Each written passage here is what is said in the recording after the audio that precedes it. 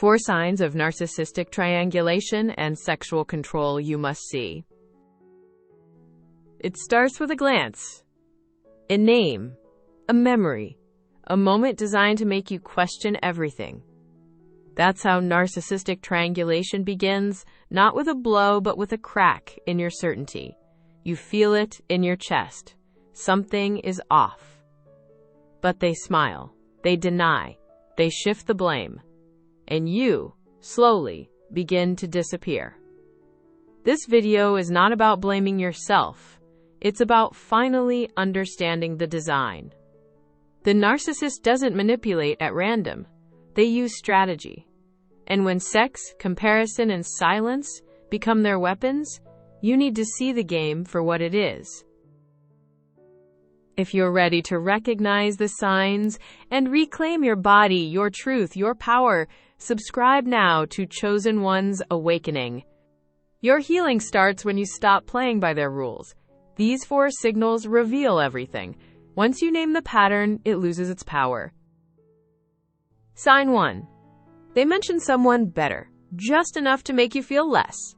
It doesn't start as an insult. It starts as a name, a casual reference, a harmless compliment about someone from their past or someone they just met. You're sitting there, trying to stay present, and they bring it up. She just gets me. Or, he was always so fun, so chill, not like this. And suddenly, you feel it tight in your chest, like you've been reduced to a shadow of yourself. This is triangulation in disguise. It's not always loud. Sometimes it whispers. A comparison, a look, a sigh, enough to make you feel like you're losing a competition you didn't know you were in. And that's the point. The narcissist doesn't want you to feel safe. They want you to perform, to compete, to doubt. By lifting someone else up in front of you, they destabilize you. They make you question whether you're doing enough, being enough, giving enough. But the goal was never truth. The goal was control. They use words like scalpels, just sharp enough to cut, never deep enough to bleed openly. They'll say you're being insecure, you're overthinking, or I didn't mean anything by it. But your body knows. It recoils, it shrinks, it braces. Because when you're constantly measured against someone who doesn't even know they're part of your relationship, you start to disappear. And here's the twist. The person they mention? They're not real, not really. They're an idea, a tool, a ghost crafted to haunt you. You start imagining them, competing with them, trying to outshine them. But the game is rigged because the narcissist controls the image, and they'll always move the target. For the chosen one, seeing this pattern is a radical act. It means breaking the spell of comparison. It means recognizing that no one better is coming, because this was never about the other person. It was about robbing you of your center. And once you name it, you stop shrinking. Have you ever caught yourself competing for love that was yours all along? Sign 2. They flirt with others, but call you crazy when you notice. It starts with a glance that lingers too long, a smirk sent across the room, a comment dropped just loud enough for you to hear. At first, you question yourself, did I misread that? Maybe I'm being too sensitive. Maybe it's nothing. But it keeps happening. The waitress gets a little too much attention. The friend from work suddenly texts at night. They laugh, they light up, they lean in, and then glance at you to see your reaction. This is not flirting. It's weaponized presence. It's triangulation disguised as charm. And when you name it, when you ask, when you express discomfort, they flip it. They call you paranoid, dramatic, jealous. They'll say you're imagining things. You need help. Or I can't even talk to people anymore without you freaking out. That's the trap. They act. You react. Then they shame the reaction. And you? You're left wondering if the pain in your gut is just your imagination. But it's not. Your body knows what your mind is still trying to rationalize. You're being manipulated. Narcissists don't flirt for connection. They flirt for control. They want you to see, to notice. Not because they want someone else, but because they want you off balance. They want you chasing them, competing, trying to prove you're better than the rest. And when sex becomes part of the equation, the game gets darker. They may withdraw from you physically, but stay seductive with others. They might use sex as proof of your jealousy or accuse you of withholding intimacy while they're emotionally cheating in plain sight. To the narcissist, this is power. To the chosen one, this is spiritual violence masked as normalcy. When you finally recognize the pattern, it's not about catching them, it's about catching yourself. Catching the moment you stop believing your own instincts. Catching the way you gaslighted yourself just to keep the peace. But peace that demands your silence is not peace at all. Have you ever stayed quiet about something that broke your heart just to avoid being called crazy? Sign 3. They bring up options to remind you they could leave. They never say it directly. They don't look you in the eye and say, "I'm leaving." What they say is more dangerous, more calculated, more poisonous. They say things like, "Maybe I jumped into this too fast. I could have been with someone who really understands me. People would line up to be with someone like me." It's not a breakup. It's a threat. A slow drip poison that sinks beneath your skin and starts to rewrite your worth. Because suddenly you're on trial. Every word, every choice, every touch. You're no longer in a relationship, you're in a performance. And the audience isn't even real. It's a projection. A collection of imagined others they use to make you feel like a placeholder. This is triangulation in its most cruel form. Not because the other person exists, but because their possibility does. And that possibility hangs over your head like a verdict waiting to drop. When sex enters the picture, the stakes multiply. They may hint that others would satisfy them more. They may withhold intimacy not to punish you, but to remind you they're in control. Or they may overperform in bed after a conflict, just to confuse your body into trusting what your soul no longer believes. And you start to spiral. What if they leave? What if I'm not enough? What if I just need to try harder? That's exactly what they want. Because the fear of being replaced makes you compliant. It makes you silent. It makes you forget that love should never feel like a competition. To the narcissist, this is leverage. To the chosen one, this is a prison built from maybes.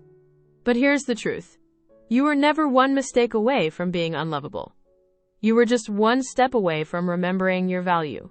Have you ever begged to be seen while they dangled the idea of someone else in front of you? If you recognize yourself in these words, support this healing space. Leave a super thanks or become a channel member today. Every gesture helps awaken more chosen ones around the world, people who need to hear what you've just realized. Sign 4. They shift sexual energy to punish or control you. At first, it feels magnetic. The chemistry is intense. The connection overwhelming. They make you feel like the center of the universe. Like no one has ever seen you, touched you, desired you the way they do. It's not just physical, it's spiritual. It feels like destiny. But then, something changes. Not overnight. Gradually. Subtly. They pull away. They go cold. They act distant, but only when you express a need. They stop touching you.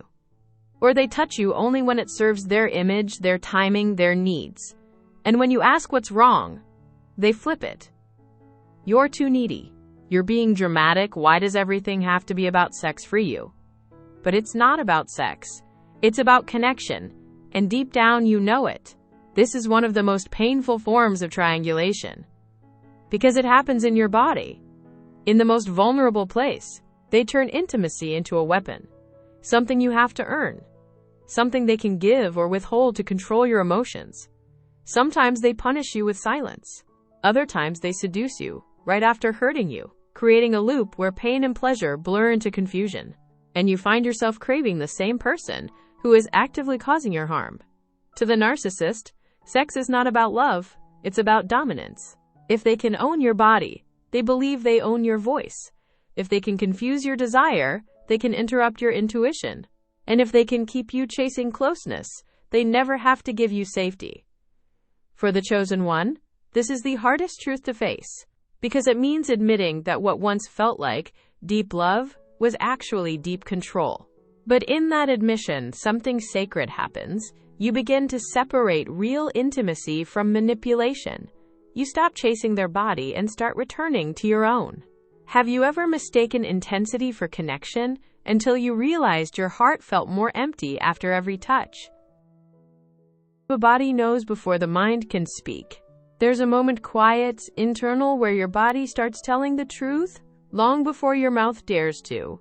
You feel it in your stomach, in the tension in your chest, in the way you flinch at their touch, even if it used to set you on fire. Something feels off, wrong, unsafe. But your brain argues with your body. It tells you to stay, to fix, to prove. Because narcissistic triangulation doesn't just confuse your thoughts. It hijacks your nervous system every time they compare you, every time they flirt with someone else. Every time they withhold affection, you go into survival mode. Your body starts scanning for threats, for answers, for the version of you that will finally be enough to make them stop. But here's the truth. The pain isn't a sign that you're broken. It's a signal that you're waking up. The narcissist wanted you numb, disconnected, confused. But the fact that you're here, reading this, feeling this, remembering this, means something powerful has begun. You're no longer silencing the signals. You're listening to the wisdom of your body. And that's where healing starts. Because healing isn't always a lightning bolt. Sometimes, it's simply the moment you decide to stop apologizing for the pain that kept you alive. Your body remembered what your mind tried to forget. And now, you're coming home to yourself. Have you ever felt a truth in your chest before you had the words to name it? They break when you stop playing the game. Triangulation was never about the third person. It was about watching you unravel. It was about planting doubt so deep that you'd trade your truth for their approval. And they almost succeeded. Almost. But here you are. You started asking questions. You started noticing the pattern. You started reclaiming your space, your body, your voice.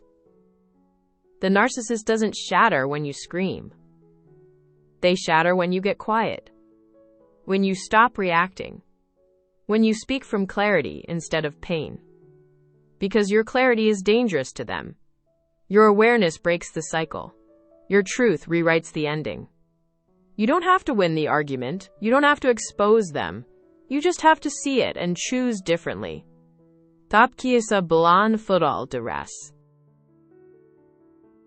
If this video felt like it was speaking directly to your soul, right, I see the pattern in the comments. If you're ready to take your healing deeper, download the free Circle of Life PDF now. Inside, you'll discover the 8 emotional pillars of your journey and an introduction to the Mind Flow method. Start reconnecting with your power today. You'll find the link in the description. And don't forget to subscribe to Chosen One's Awakening. Your voice has the power to awaken others too.